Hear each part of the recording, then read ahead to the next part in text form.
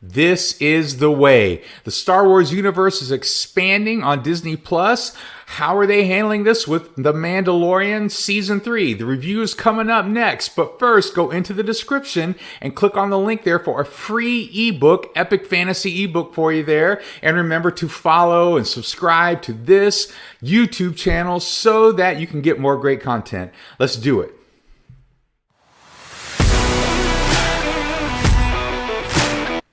First of all, let me say happy St. Patrick's Day. Here in this country, we celebrate our saints by doing all sorts of things that they never really talked about. But it's St. Patty's Day. Hopefully you have a great day and go out to celebrate tonight in whatever way you choose. Welcome back to Great Stories Change the World. This is the YouTube channel where an epic fantasy author, science fiction author, me, MB Mooney, goes over TV shows, movies, books, and things like that, and talks about how they are great stories and how we can learn better how to tell what a great story is and how to write great stories, because I do believe those kind of stories have a great impact. So today we're going to go over Mandalorian Season 3. Now, I haven't talked about Mandalorian on the YouTube channel yet, but just really quickly, we love The Mandalorian in this house. You know, we have loved The Mandalorian since day one, episode 1. Filoni, Favreau have done everything right, or most things right. And we really enjoy the show, the characters, Baby Yoda, which became Grogu, and all of that stuff. Man, all of it we love. And those first 2 seasons, I'm not going to say they're perfect, because there's a lot of side, lessons and side missions and stuff like that. But they are amazingly well written and amazingly well done. And I love the characters and all of that sort of stuff, all right? But now we're getting into Season 3. And the universe has started to expand a little bit. And as much as we love The Mandalorian Seasons 1 and 2, we've had Andor and we've had Boba Fett. And how are these things going to start to work together, or are they? Of course they are. We all know they are. That's the new thing, a big expanded universe. That's what everybody wants. And that's how you make more money and get more fans and all of that sort of stuff. So we know they're going to bring a lot of this stuff in. So let's just kind of kick off Mandalorian Season 3. I'm going to talk about the first 3 episodes, because only 3 have come out so far. I wanted there to be more that came out in the beginning, but I think enough has come out that we can kind of look at what the season's going to be like and try to take some insights into the writing so far. Now, the writing and the first episode, which is called The Apostate, was a little problematic to me. Okay, so here's where Mandalorian is. Din Djarin, here's where he is in his story. He is an apostate because he took off his helmet, right? They make a big deal about it. At the end of Season 2, spoiler alert, there are going to be some spoilers on this, by the way, just warning you. He takes off his helmet at the end of Season 2 because he cares so much about Grogu, and he gives Grogu away to Luke Skywalker. More spoilers. And so here we are. But a lot of the story between Season 2 and Season 3 happens in Boba Fett. And a lot of people were critical, or they didn't like kind of how they had these 2 Mandalorian episodes in the middle of Boba Fett. And while I get why they did it, at the same time, it does kind of make both Boba Fett and now Mandalorian as a series a little disjointed, in my opinion. Yes, you have to watch everything, but they really got too far away from Boba Fett's story, and I think Boba Fett suffered as a story. Overall, Season 1 suffered, the Book of Boba Fett, because of this. Now, to kind of catch up to where we are, Grogu was being trained by, not really Ahsoka, but definitely Master Luke. And there was all these kind of cool scenes, and it was interesting and all of that sort of thing. But when we got down to it, Grogu decided that he couldn't fully commit to being a Jedi, because who knows how long Jin was going to be alive, and he was going to outlive Jin, and Luke gives him this choice. And so he ends up being going back to Din Djarin. And then there's this whole thing where they go to Coruscant and he fights, and Mandalorian fights with the Darksaber and all that sort of stuff, right? So there's these great episodes, but they were really Mandalorian episodes in the middle of Boba Fett. So now we're picking back up in season 3. So if you just watch season 2 and he gives them away, you can't just kind of pick it up in season 3, which is a little bit of a negative, in my opinion. Not because I don't like the story and where it's going necessarily. It's just you got to be careful with expanded universes. That, like, if you make properties and movies and shows where you have to watch something else, you kind of weaken it. You want people to want to watch other things, not feel confused if they happen to have missed something, right? And that's kind of what they've done with The Mandalorian. But to be honest, if you're into Star Wars like I am, you've watched all of it. The sequels, as much as we didn't like the sequels, I didn't like the sequels. I did not think they were good writing. I didn't think there was a good plan. At the same time, we watched them, and I went to the movie theater, right? So that's what we have with The Mandalorian. And so most people probably were aware of the overall storyline. So where we're picking up with the apostate is he goes back to Mandalorian, and Grogu go back to this little covert community of Mandalorians on this planet that we don't really know. And there's this like attack of a dinosaur turtle. And I'm just going to give you kind of an overview of episode 1, because episode 1 was a mess. All right. I was actually disappointed in Jon Favreau's writing in episode 1. I thought it was a mess. Here we have this goal. I want to go bathe in the waters because that's the only way I can be redeemed after taking off my helmet. And this is the way, and yada, yada, yada, because he wants to be a part of the community again, which he doesn't really make clear why he wants to. So there's a little bit of a there, right? And so he goes back to, but he doesn't know if he can go back to Mandalore because it's supposed to be toxic and it seems impossible, but he's going to try to figure it out. And he needs a droid that he can trust. So he goes back to Grief Karga and that whole area. And wouldn't you know it, the Gina, character, the actress who kind of got in trouble on social media, she's not there. She's gone. Hopefully they bring her back. She's a great character. But when he tries to get IG-11, right? Because this is a guy he can trust. This is a robot that he can trust. And wouldn't you know it, they have pieces of the robot kind of in this statue, and and he needs a new memory chip. He needs a new memory core to work. So he goes to Tatooine. There's just kind of a mess. There's this fight with the pirates. There's the stuff with the droid. He's got to go here, and it's kind of a mess. So and at the end of episode 1, he goes to meet Bo-Katan, because Bo-Katan, you kind of get to the end of season 3 and you think, man, she's gonna, maybe she gets the Darksaber, which of course she doesn't, but she can kind of resurrect the Mandalorian. She's going to go back, but it's just her. It's just her and whatever, just her servants or droids or whoever back on this other planet, not Mandalore, but she's close. So he goes to try to see if he can get her to help. She won't. And it's really kind of an awkward scene, to be honest. The dialogue is stilted. So episode 1, although it was Star Wars and there was some cool stuff, it really wasn't that great. And if I had done a review on just episode 1, I would have been like, I don't really know where this show is trying to go. I don't know where it's trying to do. Well, he decides he's going to go to Mandalore anyway, the planet, even though it's toxic. He's going to try to figure this out because he wants to be redeemed. And so he goes to Tatooine to another one of his friends, Peli Motto, who built him the little ship there that he has now.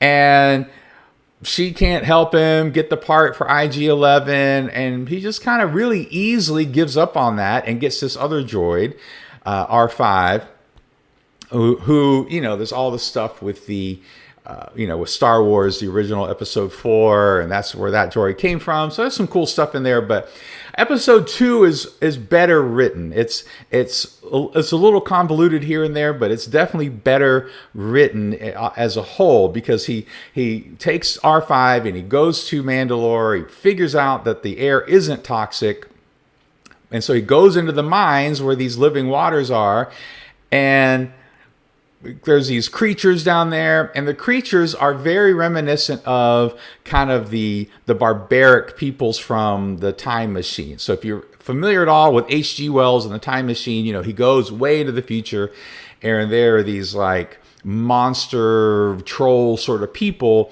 who have evolved from humans have evolved into two different races. One really peaceful and childlike, and then these kind of troll-like people. So here they are underground, like in H.G. Wells' Time Machine, where they live underground. So here they are underground, and there are these creatures, and they're very similar. But there's these other creatures because it's Star Wars, and there's creatures. And so they fight a couple off, and then they go all the way down. They're headed to the living water, trying to figure it out. Well, this cyborg just out of nowhere attacks him and captures the Mandalorian, and he sends Grogu. Right, so this is kind of a story. They're using this part of the story as kind of an action, and they show Baby Yoda, Grogu, rushing back, and he sends Grogu to go get Bo-Katan to help him.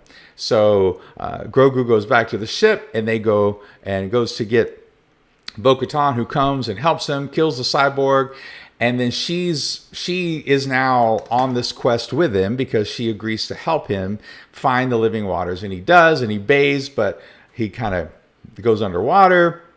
She saves him, yada yada yada. And the big cliffhanger for Episode 2 is, well, you'll see. There's kind of a, not really a cliffhanger, but a little tense moment there at the end of Episode 2. Well, and then we get to Episode 3, which just came out yesterday. And in Episode 3, Episode 2 is called The Mines of Mandalore. And in Episode 3 is called The Convert. Now, this was a very interesting episode because now we're kind of going to get into, I think, the meat of the series. Because he has this goal in Episode 1 that he meets really, really soon. So I'm like, So there's got to be some other goal going on with Mando, and like, what's their series goal? Like, what's the goal for the whole series? This is good writing. Like, what are they out to do? What's going to be the arc? And they didn't really even introduce it in Episode 3, which again to me is a little weak, but I do think that Episode 3 was very interesting because as they're headed back to Bo-Katan's, place, her planet, they get attacked by the Empire, and it seems like these aren't just warlords with a few ships. Like, this seems like something is happening in force, and so then they escape, and then we shift to a whole new story. So here in Episode 3, we're shifting to a whole new story, and we're going back to Dr. Pershing, who is all the way from the Season 1, and he was doing those experiments in Season 1 and Season 2, trying to kind of do some sort of cloning thing with the Baby Yoda and Powerful and the Force and all that stuff. And so now we're following him. He has gone through a reintegration institute. So he was captured there in Season 2, and now he's back to kind of being into the New Republic. They're trying to adjust him into the New Republic, and it's called the Amnesty Program. So there's obviously this program where there's these former Empire people, officers, and people in the military who are now being kind of, they've been amnestied, and they're trying to get them back into the New Republic, trying to help them to readjust, right, after the war is over. And he meets another person from like Season 1 and 2, Elia Kane, who was Moff Gideon's sort of right-hand person.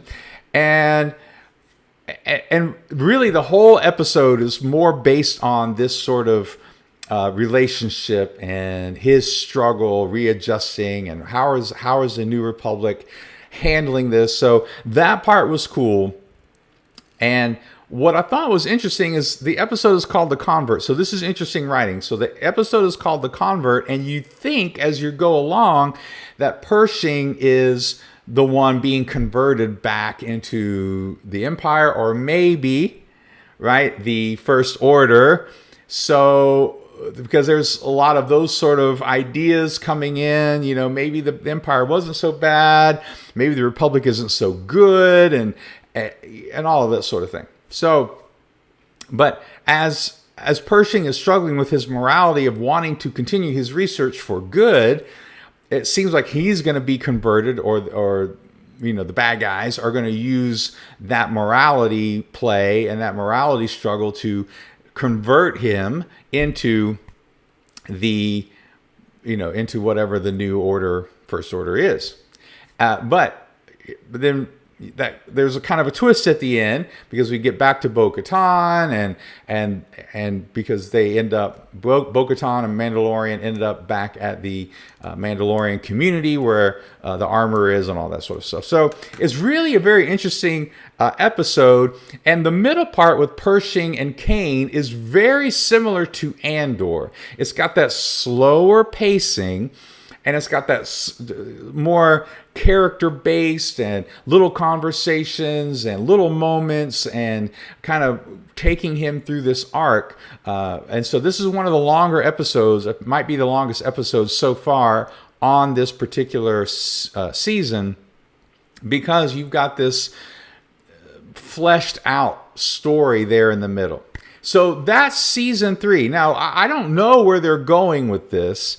And to some degree, again, I think that's a weakness. We don't really have a series goal for what was the strength of Mandalorian seasons 1 and 2 is there was a type of season goal, right?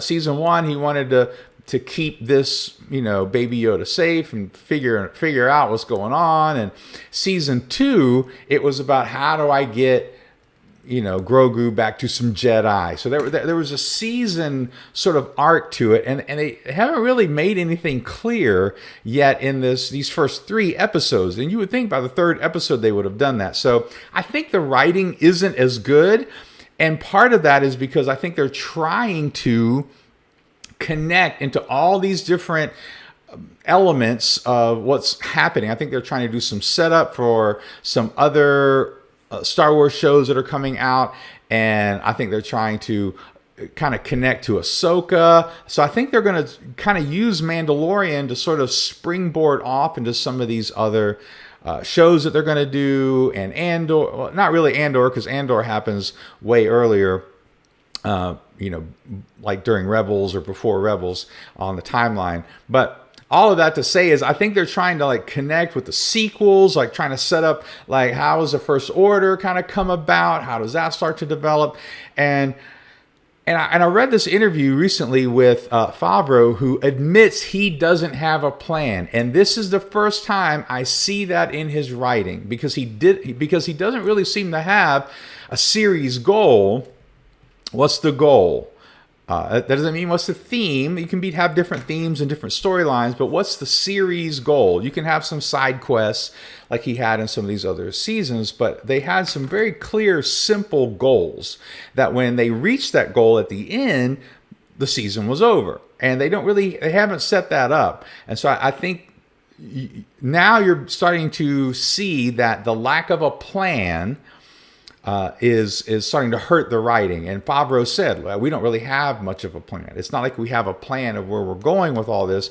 We're just going to keep telling the story. But at the same time, I think Lucasfilm, maybe not, or maybe they're doing it on their own, but I think Lucasfilm and Kathleen Kennedy are trying to get them to connect and build out this extended universe that they have, because Mandalorian is the best show that they have, even though Andor was cool and it had some great parts to it. And Boba Fett has some okay moments, but Mandalorian is the flagship at this point with Star Wars. So I think they're trying to springboard some stuff. So that's my take on season 3. There's not really a series goal, and I wish that there were. But I do think the 2nd and the 3rd episodes were better written, and they were engaging, and I like some of the parts, and I like some of the things that they're setting up, I think what they're setting up, I think is something to do with the First Order. And whatever steps they're going to take towards that. Are we going to see Thrawn in this season? Maybe, maybe not. I don't know if they're going to try to keep Thrawn for the Ahsoka series, which I'm really looking forward to. That's one of my favorite characters in all of Star Wars is Ahsoka. So that's my review of Season 3, Mandalorian, Episodes 1, 2, and 3. I'll check back in on my TikTok and Instagram. I do some reels and do some reviews there. So make sure you check out my TikTok. It's MB Mooney Author at TikTok, and I'll put those links in the description as well. Remember to subscribe. Really helps me out to subscribe. I got a lot of fun stuff coming up. I got some great guests coming up that you will really enjoy. We're going to go over some great ideas with science fiction movies and those sort of things. So don't go anywhere in that sense. Subscribe so you can, make sure you're kept aware of some amazing stuff that's coming up. All right. And there's also some cool stuff going on with my writing career. I'd love to share that sort of stuff with you guys. So until next time, peace out. Great stories change the world. Here we go. Bye.